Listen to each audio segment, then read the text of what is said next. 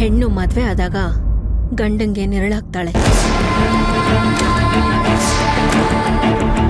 ಆದ್ರೆ ಅದೇ ನೆರಳು ಕೊಡೋ ಮರನ ಗಂಡನೇ ಕಡಿದ್ಬಿಟ್ರೆ ಏನಾಗತ್ತೆ?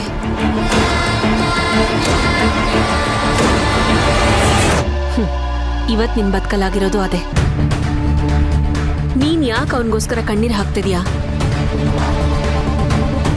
ನೀನ್ ಹಾಕೋ ಒಂದೊಂದು ಕಣ್ಣೀರು ವೇಸ್ಟು. ಏನೇ ಆದ್ರೂ ಕೊನೆಗೆ ನನ್ನ ಲೈಫೇ ವೇಸ್ಟ್ ಅನ್ನೋ ತರ ಆಗೋಯ್ತಲ್ಲ. ಅದಕ್ಕೆ ಯಾಕೆ ಹಾಗಾಗತ್ತೆ? ನಿನಗ್ ನೀನೇ ಯಾಕೆ ಹಾಗೆ ಅನ್ಕೊಳ್ತೀಯ? ನಿನ್ ಜೀವನ ವೇಸ್ಟ್ ಆಗಲ್ಲ. ಭಗವಂತ ಯಾರನ್ನೂ ನಂಬಿ ನಿನ್ ಜೀವನನ ಉಳಿಸಿರಲ್ಲ. ನೀನು ಇನ್ನೂ ಬಾಳಿ ಬದುಕಬೇಕಾಗಿರೋಳು. ಹಳೇದನ್ನೆಲ್ಲ ನೆನ್ಸ್ಕೊಂಡು ಕೊರಗಬೇಡ. ಯಾವುದೇ ಕ್ಷಣಕ್ಕೂ ಯಾವುದೇ ಕಾರಣಕ್ಕೂ ನಿನ್ ಗಂಡನ್ ಮಾತ್ರ ಕ್ಷಮಿಸ್ಬೇಡ. ಅವನಿಂದಾನೆ ನಿನ್ ಬದುಕಿವತ್ತು ಈ ರೀತಿ ಆಗಿರೋದು. ಅರ್ಥ ಆಗತ್ತೆ, ಬಿಟ್ಬಿಡು, ಅದನ್ನೆಲ್ಲ ಮರ್ತ್ಬಿಡು.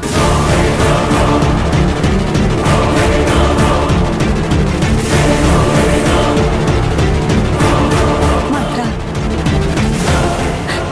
ನನ್ ಮಗಳು ಬಾಳ್ ಹೀಗಾಗೋಯ್ತಲ್ಲ ಅಂತ ದಿನ ಅವಳು ಅಳೋದನ್ನ ನೋಡಕ್ ನನ್ ಕೈಲಿ ಆಗ್ತಿಲ್ಲ. ಮಾತಿಗೆ ಮುಂಚೆ ಅಳ್ತಿರ್ತಾಳಮ್ಮ. ಅಲ್ಲ, ಎಲ್ಲಿ ನಾನ್ ಹತ್ರ ಅವಳು ನೊಂದ್ಕೋತಾಳು ಅಂತ ಈ ವಿಷಯನ ಯಾರಿಗೂ ಹೇಳ್ತಿಲ್ಲ. ಹೇಗಾದ್ರೂ ಮಾಡಿ ಇವಳು ಬದುಕನ್ನ ಸರಿ ಮಾಡು ಮಂತ್ರ. ಅತ್ತೆ, ನಾನಿದ್ದೀನಿ. ನನ್ನ ಹತ್ರ ಒಂದ್ ಮಾತಾದ್ರೂ ಹೇಳಿದ್ರ ನೀವು?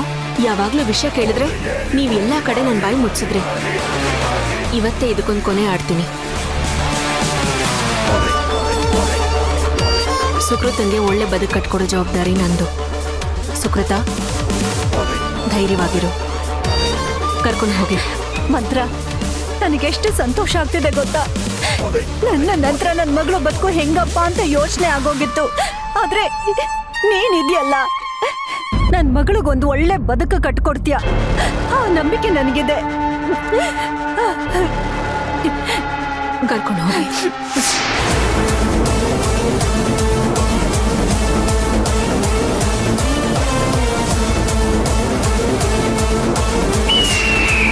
ಓಹೋ, ಅಮ್ಮ ಮನೆಯವರೆಲ್ಲ ಸೇರಿ ವಿಕಾಸ್ನ ಕರ್ಕೊಂಡು ಬಂದು ಇವಳ ಜೊತೆ ಸೇರಿಸ್ಬೇಕು ಅಂತ ಪ್ಲಾನ್ ಮಾಡ್ತಿದ್ದೀರಾ? ಅವನು ಎಲ್ಲಿದ್ದಾನೆ ಅನ್ನೋದನ್ನೇ ನಾನು ಮರ್ತ್ಬಿಟ್ಟಿದ್ದೆ. ಅವನು ಎಲ್ಲಿದ್ದಾನೆ ಅಂತ ಹುಡುಕ್ಸಿ ಅವನು ಈ ಭೂಮಿ ಮೇಲೆ ಹೊಟ್ಟೆ ಇಲ್ಲ ಅನ್ನೋ ಥರ ಮಾಡಿಸ್ಬೇಕು. ಅವನು ಮನೆಗೆ ಏನಾದರೂ ಬಂದರೆ ನನ್ನ ಬಂಡವಾಳ ಎಲ್ಲ ಬಯಲಾಗುತ್ತೆ. ಸಾಧ್ಯನೇ ಇಲ್ಲ, ಸಾಧ್ಯ ಇಲ್ಲ.